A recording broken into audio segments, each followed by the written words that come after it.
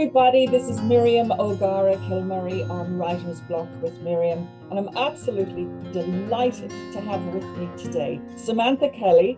She is the tweeting goddess, as you can see there, and she's going to chat to us today about her business, about her book, which is Little Book of Twitter Magic, and it really is as well. Samantha, I'm delighted to have you on the show. Thank you so much. Thanks for having me. It's great to be here.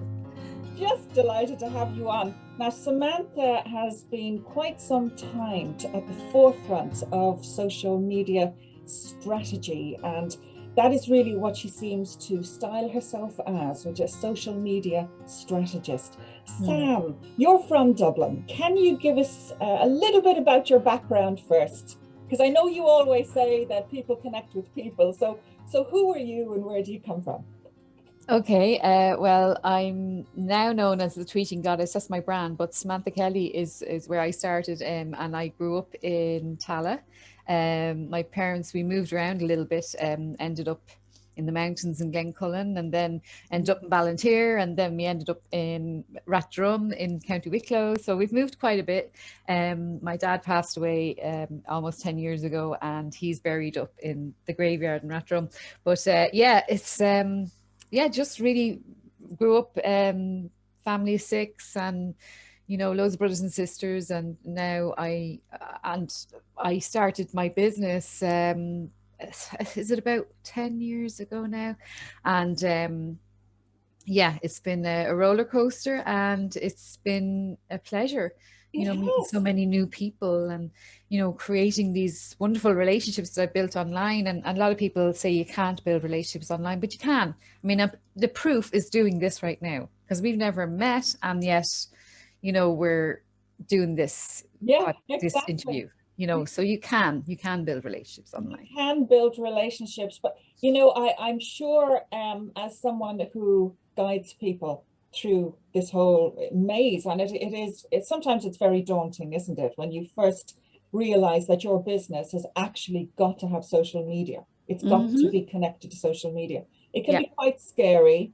People are worried about whether or not they can give time to building up the social media side of their business and developing their business at the same time. What would you say to people who have that kind of worry? Because you cater to that too, don't you? I do. And you know what? The best thing that ever happened to online, unfortunately, was the pandemic, because it really made people have to go online because they had no choice.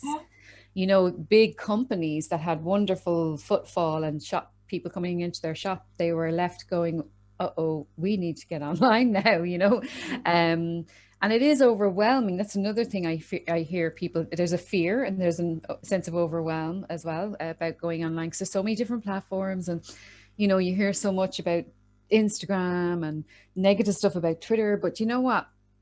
These things only make the news because they're the odd time.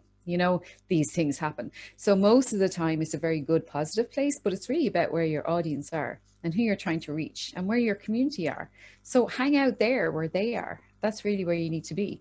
And once you find out who your customer is, and once you find out who the people are that want to listen to you and understand you and get you and get your vibe, then that's where you need to be, and that's where you need to focus on. So it's not about being everywhere. It's about being in the right place. Now, that's very interesting what you say there, because in your book, you also mention connect with like-minded people. Yeah, that's so important, because even when I started my business, I was lonely, went to a few networking things, and I don't know, I just didn't feel like I fit in. And I just felt, you know what, I'll create my own network. I just couldn't find one that would just fit in right with the way I was. Like, I'm a bit of a messer, bit of mischief.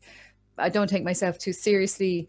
And this by the way I go on, but I mean also, but I also wanted to be taken seriously at the same time as a businesswoman, and had that imposter syndrome, all that stuff that people have.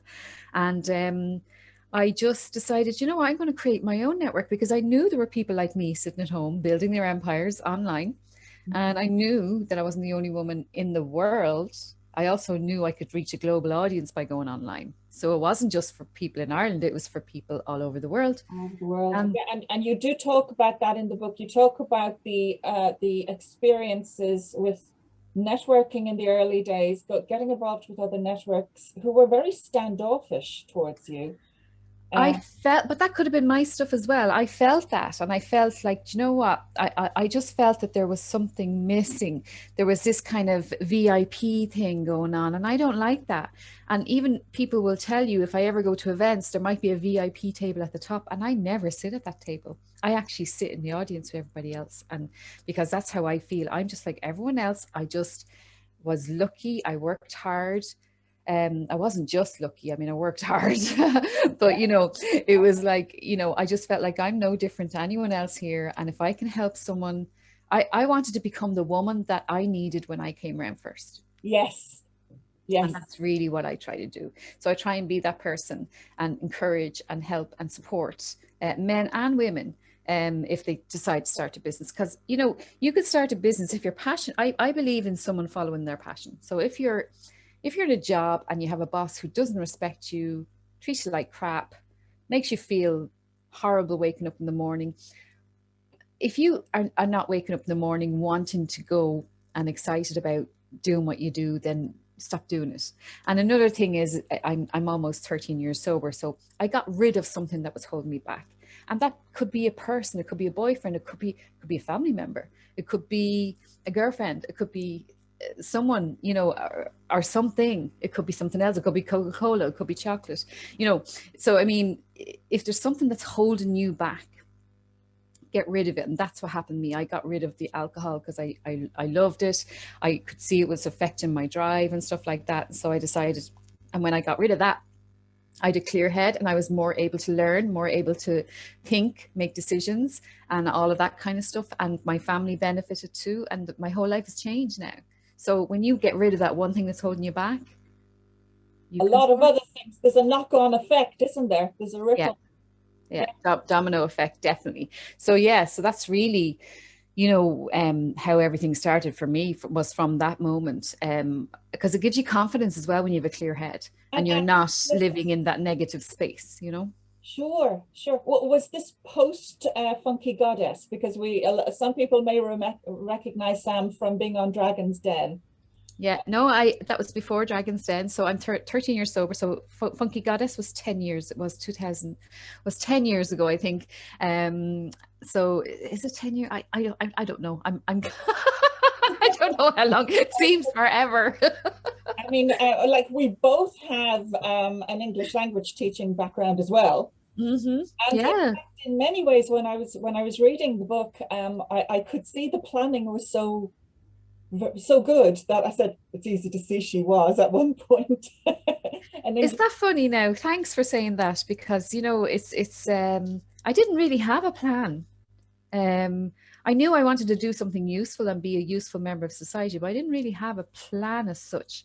yes, Like Funky Goddess, when I got the idea for Funky Goddess, which was the gift box for young girls, I was standing in a supermarket aisle. My marriage had just broken up. I just hit 40. My daughter was about to start school, and my dad had just passed away. So I was in a totally different state of mind to what I would have normally been in. I was in that state of mind where, you know what, I might as well go for it and do this because life's too short, so, there was no plan as such. It was only when Funky Goddess, I didn't get the investment off Dragon's Den. It didn't materialize. I still had a product that people wanted, but I needed to make a profit and I wasn't making a profit. And it was only when I stopped doing Funky Goddess and someone came and asked me, said, "You're really good in that Twitter thing. Would you be able to teach us how to do it? We'll pay you." And that's when I realized, okay, there's a business. I have something people want and they're willing to pay for it. So that's how Tweeting Goddess came around. but what also seems, I mean, just as a spectator, what seems to have happened then is that that part of you, that really gifted part of you, that seems to be able to identify what works on social media. A lot of people find that really difficult. I have to confess, I find I can do the job, but I'm not good at marketing myself, and I'm not good at spotting who the right person is to collaborate with. Oh, I'm really good at that. Yeah. It's funny, isn't it? Yeah, so I suppose I was always good at sales and good with people and customer service and all that kind of stuff. Anyway, but it's funny that you mentioned that because a lot of people say that my skill is actually not necessarily Twitter. It's actually connecting people with the right people and connecting the dots and doing useful introductions. And it's funny because now I'm a consultant for a digital marketing agency, and they're coming to me with their clients and saying, look, what's missing here? And I'm able to see it straight away. So it is a talent that I didn't know I had. So funny. I didn't know I had that. Yeah, but it is something, it is for, I think for a lot of us who are in your network, and we just move on to talking about that now for a second, which is the network you created yourself, which is the Women's Inspire Network, WIN, Women's Inspire Network. It is an amazing network. Oh. And the people who seem to commit to it are genuinely passionate about their business, but also about each other. Yes. And that's huge. Look, there are no bitches in the network because the bitches don't like me, so they don't join. That's what I always say. I don't know. It's just I've created. I suppose it goes by the leadership, doesn't it? Really, like I'm not going. People, not everybody's going to like me, and not everybody's going to like the things I say. Whereas my audience and the people in the network, they get what because I'm the same as them. Because they're the same. They want to succeed. They don't want to necessarily be a millionaires, but they do want to have a viable business where they can look after their families, follow their passion, make new connections, new friendships. Yes. Like it's not just a network for business. Like there are a lot of really strong friendships being built, and including myself. Like I invited a few of the network members to my wedding, so it's not just about business. It's about support and do you know what? I think every kind of network should have that supportive element anyway. I know that for me, meetings, to stay sober have helped me, and being around like-minded people who are going through what I'm through and understand my head. My head is mad sometimes. And as an entrepreneur, our heads are mad sometimes. And sometimes we're questioning and we're talking to ourselves in our head going, well, maybe it's my fault that customer didn't pay me. No, it's not your fault that the customer didn't pay you. You delivered the service. And sometimes, you need to hear someone else say that. Yes. Or you know what, you should be charging more. You should be charging more for what you do. And you're very supportive, and I see you doing it, and I'm watching all the time, and I can see the people who are really genuinely supportive. I can see the genuine, if someone has a bad day, like the love and the support, and it's like a blanket being thrown around them. Look, you're not on your own. We've been there. It's all right. It's going to be okay. That's important. And that's a hallmark of the network, because I think we all we all have the experience of watching these so-called SMEs on Facebook who all appear to be singing from the same hymn sheet. It sounds like a script. You don't feel that there's an ounce of authenticity and honesty in anything that they're saying. It all appears to be about the money. And that isn't, of course, the business people on the network, and of course they want to sell their product, and you're giving them that opportunity, but it's so much more than that, and that's why I continue to be part of it myself. But in your book you mention, you make a list of what people tend in the early days of their business. They tend to think that this list of things is what will make your business a success. And on the list, you've got determination, courage, drive, energy, perseverance. But you point out that nowhere on the list is money. Yeah, it's funny. And I did a vision board as well. And I just was looking at my vision board, and I wanted to be Nike girl. I have it here beside me. I wanted to be that lady in that beautiful dress. I wanted to go more outdoors. I wanted this. And I forgot to put money on it. And it wasn't until someone pointed it out to me. What about money? You know? And you do need money. And I don't care what anyone says, right? Money isn't everything, but oh my God, it gives you choice. Yes. It gives you choice. And I work because I want to feed my family. I want my daughters to have opportunities I didn't have. I want to be able to, yes, I do want to be able to buy that lipstick. And I do want to be able to get my hair done. And I feel I deserve it because I work hard for it. But when I'm going into business, what I try and think is, how can I be of value today? So for this interview, how can I add value to your audience? How can I, at the end of this interview, someone watching, one of you watching will go, do you know what? I'm going to try that. Or maybe I can do this. Maybe if she can do it, I can do it. And if you just inspire one person, that's adding value, and that is being of service. And so if you kind of switch your head around, it's like if you see an event coming up and you're like, oh, I have to go to this event. If you think of it in a different way and say, well, how can I bring value to this event? Yeah, I totally agree with you. And you see, marketing in one way, it's almost become a dirty word in some respects, and that people think, oh, they're only marketing their product, because they want money. But then the value factor kicks in much almost immediately after that, but further on, because you do have to offer people more. And you say in your book, and I think it's a very important point, that truly successful people offer something extra. Yes. And they give time, and they listen, and they support. I had people sat down and had a cup of tea with me, and it meant the world to me. I remember Fred Carlson from Dundee. He sat and had a cup of tea with me, and it was an hour of his time, but to me it meant the world. Yes. It meant the world that he actually thought that my ideas were worth listening to. Yes. And that I was actually worth his time. And that's where the power of successful people, and they don't stamp over other people to succeed. Not the real successful people. They help others. They give money to charity. They do charity stuff. They're always doing something extra. And it's like when the pandemic hit, the first thing I thought was, how can I help? How can I help? And so what I did was I did loads of free webinars on how to get your business online. Yes. I did. Now I'm exhausted. Like, I haven't had a proper break really, but I got clients as a result of that, because people could see that I was helping others and I wasn't charging. But then I did, look, if you want more of this, here, you can book this. And then I had another, thing that they could do if they wanted to get more. So they already had an idea what I was like from the free ones. So that's how you get you show your expertise, show you're the go-to expert in your space, and people will buy from you. And you're building the know, like, and trust factor as well.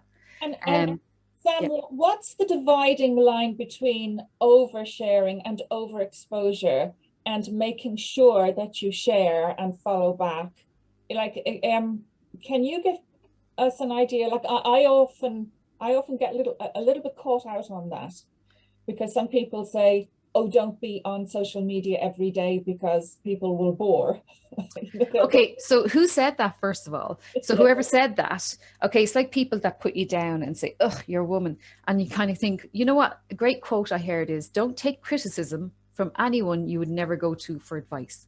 Okay. And it's a really, really good one. It's Morgan Freeman did that. And I find you be online as much as you feel your audience want to see you online. You can give behind the scenes, let them in a little bit. You don't have to give away the farm. I can actually, I can do a webinar for free, but I still know so many other things. Yes. I'm not going to give it all away on the webinar. No. They'll get a taste, and I'll give them something they can implement, like today, for example, on this. Okay. What you could do to help Miriam today would be, if you share this interview, it would also be helping me. And also, if you wanted to do a tweet, take a little picture of the interview and say, really enjoyed listening to Miriam and Samantha chatting. This is my takeaway. And if anyone does want to tag me and Miriam on Twitter, and I will give a copy of my book to the best tweet. Okay, so there's a way of me adding value, your audience adding value, and also you're giving them a little boost. But also it's helping you, Miriam, because you're interviewing me, you're giving me this opportunity, but also it's about sharing each other's content as well. So it's not all about us, it's about how can we help the audience now. So let's say someone's watching right now, listening, and they're saying, do you know what, I really would like to start a business, but I'm really afraid, I don't know what the next steps are. Go and reach out to me. Ask me on Twitter, okay, have I got my Twitter account set up right? I'll let you know, I'll send you a message, and then I'll retweet you and I'll welcome you to Twitter, and I'll tell my followers to check you out. Always, if you're going to create a Twitter account or Facebook or Instagram, always make it easy for people to find out what you do. Make it easy for them to say, do you know what, I'm going to follow this person, because people decide in a split second if they're going to follow you or not. Yeah. And followers, and it's not all about the followers either, but it's about the people. So let's say Mary follows you. Okay, why is Mary following you? Mary's following you because she either likes you, she likes your photograph, maybe she looks really approachable, or maybe she likes what you're doing and your little message in your bio. Maybe it resonates with her. So if she follows you, say to Mary, thank you for the follow. That's all. So you're just engaging with Mary straight away. Like if people join my network, I have used this thing called Bonjoro. And when they join, I get a little notification someone has just signed up, and then I go straight in, even if I'm downstairs or if I'm in the kitchen, whatever, I come straight back up and I sit down and I say, hi, Mary, welcome to Women's Inspire Network. It's great to see you, blah, blah, blah. I send that to them and straight away they feel part of something. Yes, absolutely. And it's part of your unique selling point too, isn't it? Your good manners, your ability to just acknowledge them as people. God, it's so important. Look, we've been through a horrendous year. Like everybody. Look, I don't think anyone has not been affected by this. Even the most resilient and the most positive people like yourself, Miriam, like me, we've all had days where we go, oh my God, I just can't wait for this to be finished. And it's frustrating to everybody. So I'm sure all of you listening are feeling the same. So what's one thing you can do? One thing that you could do to help the situation? First of all, it's a day at a time. We have no control over what's happening at the moment. So the only thing you can do is get through today. What could you do today that could help someone else? When I help someone else, it actually helps me because it makes me feel good. It makes me feel useful. And you just never know, that person, they'll remember that. Trust, I still talking 10 years later about Fred Carlson having a cup of coffee with me. Like there's an example right there, So I mean, when you do that, and Bill Yao did the same, he sat and had a cup of coffee with me and it meant the world to me. But like the biggest tip I can give anyone on social media today is, why don't you ask a question to your audience today and ask, how is everybody? If you ask that question, I guarantee you'll get more engagement than you ever got before. Yeah. And there are ways of doing it. It doesn't have to be creepy or anything like that. You can ask that question you can maybe have groups of people that you ask the question of. You can maybe have a different kind of group of people that you maybe phrase it a little bit different. Or do a little poll and say, which of these are the most challenging at the moment for you? Like ask them, give them something people are looking for something to do that's interesting. They're looking for inspiration. They want hope, compassion, and they want to learn. So I know that they want to learn. We're all learning. We're all learning. And as you said at the beginning of the pandemic, I mean, I remember the first 3 months, like yourself, and I remember you coming on several times and just saying very clearly, gosh, I'm tearing my hair out with this. I've got to kickstart my business again, because literally everything stopped for all of us. All my money stopped, all your money, everything stopped. Yeah. And it was really worrying what might happen in the future. But a lot of it was actual fear. And I know in my case, I was really surprised when a few, if you like, panic reactions that I would have had maybe in my 20s suddenly started to reappear again. Yeah. And I had to settle myself and just think, like, this is now when I've got to take social media seriously, because my husband, for example, he's not someone who's social media savvy, and he doesn't want to connect that with his barely on WhatsApp. You'd be lucky if you got a WhatsApp. Yes, exactly. I've only just in the last 2 months since he got a new phone got him interested in WhatsApp. But now I kind of feel, with that going on, I feel I've got to carry more of the load, and I'm sure a lot of other people out there do too. And if you're trying to build your business, which is going to be a slow process now in this pandemic, we know that, but we're able for that. We know how to do that. We know how to do things step by step now. We've done that.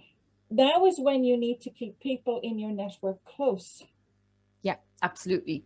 Absolutely. And actually, I'm starting to create a new network in Twitter Spaces, new people I never met before. So check out Twitter Spaces if you're not on it yet, folks.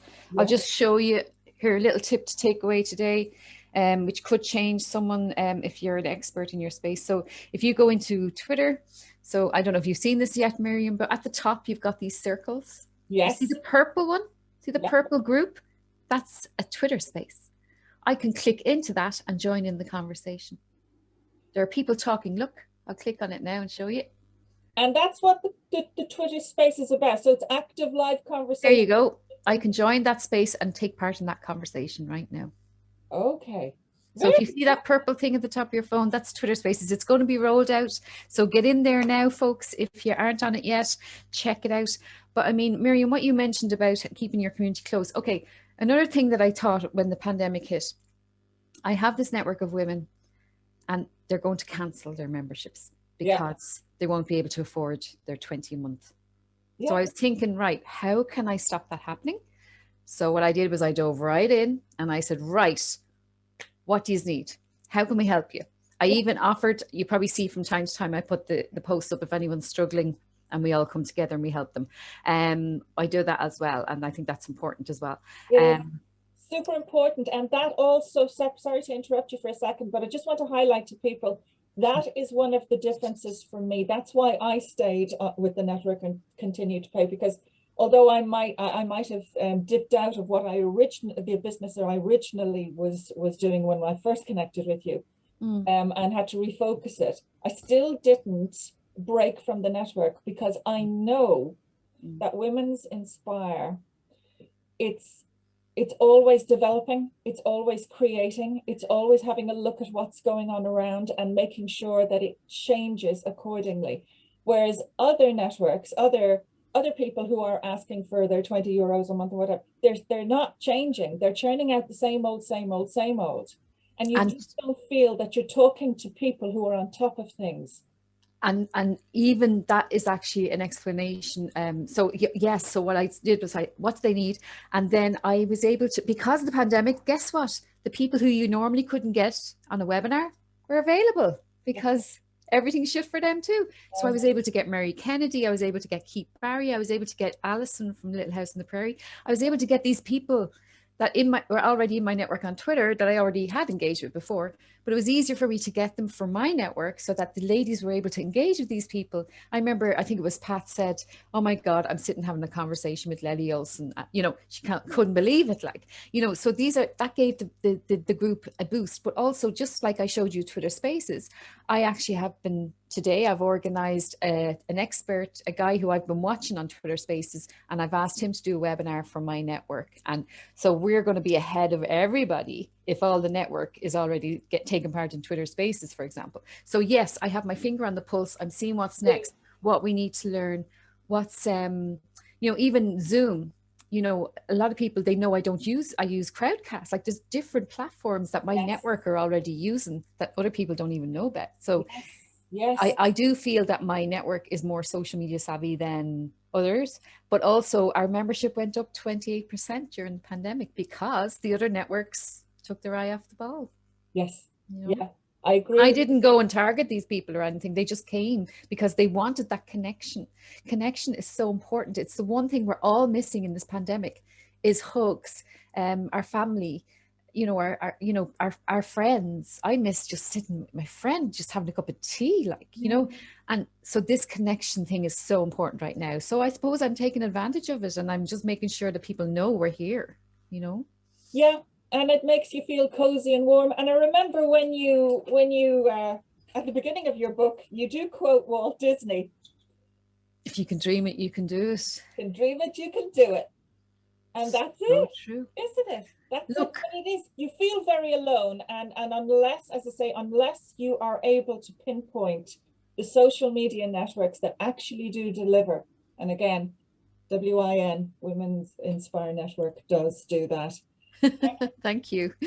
I'm going to have you as a brand ambassador next. This is great. But you also mentioned, because you know you had Funky Goddess, yeah, and then it wasn't too difficult to switch to Tweeting Goddess. Then once you had that name already as part of your brand. You mentioned in your book that there were some people, of course, you know, this is an Irish thing, isn't it? Who does she think she is, Jesus? Who does she think she is? What she doing? But you found that the Americans immediately loved it and Loved it. encouraged you. And I joined the Irish Business Organization in New York. And you know what? They've been so supportive. Some of them are members of Women's Inspire Network. But you know, the thing is, we can go global now with this pandemic. We can go global. Actually, I'd love that image. Actually, will you give me all those? I'll talk to you later about that. I love that. I love this little collage. It makes it look great. But that was the Image Magazine Awards, actually, the lovely dress. And that dress I got in New York when I was actually speaking at an Irish Business Organization event. So there you go. I went to Macy's and I grabbed that when I saw it. But I mean, you know, this is the thing, right? You know, you can go global now. Nothing is stopping you from going global. And it doesn't matter if you're a little shop in Tullamore or Dingle or wherever. And Moher Cottage is a great example. Moher Cottage, the cliffs of Moher, she's beside, and she sells online. The Americans are buying her products online. Yes. Donegal shop, I was the ambassador for Sober St. Patrick's Day, and I wore their Aran jumper, and then I wore Liz Christie's scarf, beautiful hand-woven scarf, and someone bought one of her scarves from seeing it on the show. You know, so I mean, you can go global. You don't have to just worry about your local.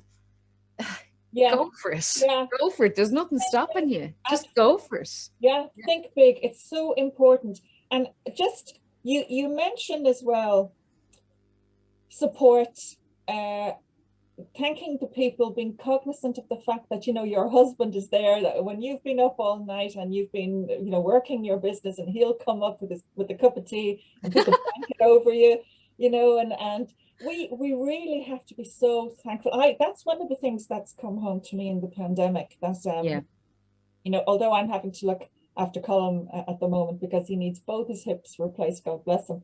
And just before this meeting, I had to send you this link for this meeting early because I had to rush out with Colin. He had an appointment I totally forgot. And I was worried that the link wouldn't get to you in time, so I sent it early. But you become very conscious in this pandemic of how dependent you are on the person in the house with you and they on you. And it's building bridges there too. Yeah. And invariably, if you feel good with one another and if you're supporting each other very well, that actually spills over into your business as well. It does. Look, you know, it's like, I'm very lucky. I mean, Andy's wonderful, and he does the housework while I'm busy working. And, you know, and then I have my daughter here as well. The poor thing, she's 14, and she's kind of, you know, it's like, I feel sorry for the younger people really, because she's she's probably sick of us, you know, but like we still like each other. It's great. But, you know, he actually, just another example, just you mentioned it too. My husband went on WhatsApp for the first time. And you know what else he did for the first time? He ordered online. Oh. And that's very important for anyone who's in business listening. People who've never ordered online before are now shopping online. So you need to be there. Your business needs to be there when they search. Your business needs to be there. So how do you stand out? You start engaging with these people on social media who are your customers. You start making them feel special so that they'll go to you instead of the next person on the list. And I noticed in the last 15 months, you've taken LinkedIn more seriously as well. Yeah. Yeah. Have you noticed that? Yeah. Twitter is still the number one. Oh, yeah. Number one. LinkedIn as well. Well, it's funny. The reason I did that is because LinkedIn Live, you can go live to LinkedIn now, and I think that's really powerful. So LinkedIn Live was a new thing that LinkedIn came out with, which means that you can go live into LinkedIn and do a presentation or an interview like this. But also I started getting a lot of people from Twitter connecting with me on LinkedIn and saying, oh, I'd like to connect here as well. And I just started writing stuff, and people kept mentioning me in LinkedIn. So I just started spending more time there. That's all. But also, you know, there are they're similar audiences. Like, they've come from Twitter to LinkedIn to me, you know.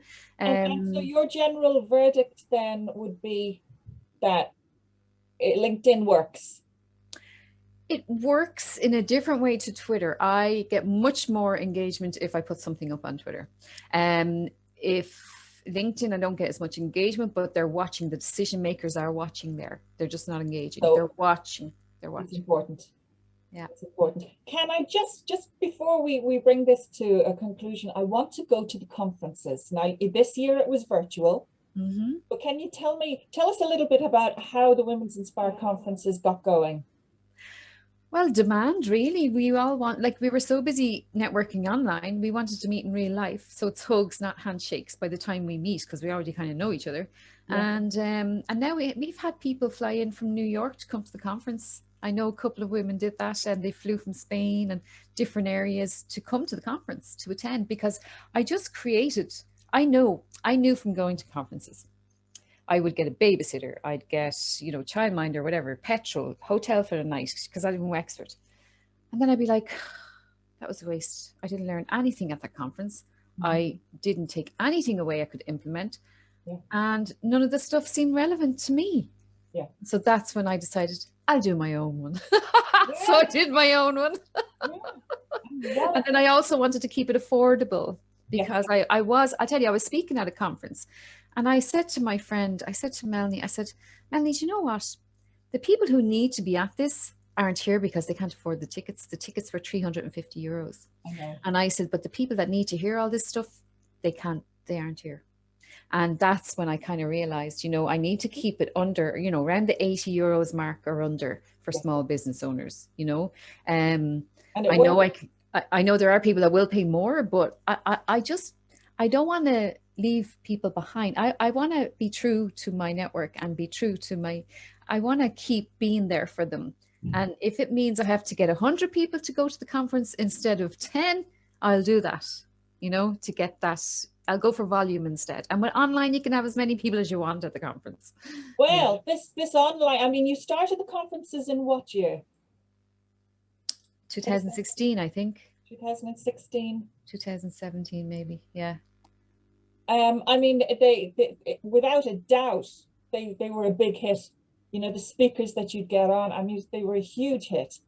But then when you actually took the decision last year to go virtual, I mean, that was a whole new ball game. Yeah. How do I do this? How do I make it work? And how do I make it interesting? Yeah. Yeah. Well, the speakers make it interesting. Yes. I find out what the audience need, and I know my audience. I think I know my audience really well, and that's really important if you have a business, to know your customers. But I mean, I don't call them customers. They're my members. But they are customers. They're paying 20 a month, so they are a customer. But I mean, I knew which speakers would be good. I always know. And then there are some speakers that might sponsor, and then they would speak. But, usually the ones that I handpick, I'd be watching for a while, and I'd be saying, I'd love to get that person in front of my audience, So never underestimate who's in the audience, because I've been in the audience a few times at different things. And I remember there was one girl I was particularly interested in, and I really liked her, and I went up to her, and she was so snooty. And I went, I know. Yeah. Fine. Okay, you're not going to be speaking at my event. So that's the way I judge people, by how they treat other people. And I remember there was one girl I was on reception because someone didn't turn up for reception, so I jumped into reception and I started doing the checking in or whatever, and this girl was really snooty to me. I was like, okay. And then later on, she came up and went, oh, I didn't realize you were tweeting Goddess, that you were Samantha. And I was like, oh, it's too late, I'd love to have seen her face when she saw you get up on the rostrum and actually deliver. Yeah, so there you go. So I was treated so differently because I was the girl on the desk. Of course. Oh, listen, Sam, thank you so much for being on the show. This has been absolutely wonderful. The book again is Little Book of Twitter Magic. It's available on Amazon. Is it available anywhere else here? It's available on Amazon mostly, that's all. Yeah, I haven't put it in. I didn't, to be honest, I just, it's a great marketing tool. So it's great for giving out prizes and stuff like that. I didn't really push it, to be honest. I didn't really push it that much. But people buy it on Amazon and stuff. But it's really just a little guide if you are thinking of starting a business. And that is very much what it is. But it's really well put together, and it answers a lot of questions. The book is called Little Book of Twitter Magic, and it's available from Amazon. And Sam, I'm just so delighted that you were able to be on the show, and you're full of drive, you're full of ideas, you're so entertaining as well. On your platforms, and you know, I'm just delighted I was able to get you on the show. Oh, thanks. And you know, I know it took a while to get a date, but it's just when I was doing the event and then I was doing Sober St. Patrick's Day. But look, just for anyone's watching, you know, like reach out, you know, on Twitter when you do get started. I'll have a look at your profile, and you know, if you feel like it needs to be tweaked, but just go for it and just look. Done is better than perfect, I say, and just, you know, start building those relationships. Absolutely, absolutely. And this is the woman who knows how. Sam, thanks so much for being on the show. Everybody, Samantha Kelly, she's absolutely marvelous. Follow her on Twitter at Tweeting Goddess. And we're just delighted to have had her on the show today. Look after yourselves. This is Miriam O'Gara Kilmurray on Writer's Block. See you soon.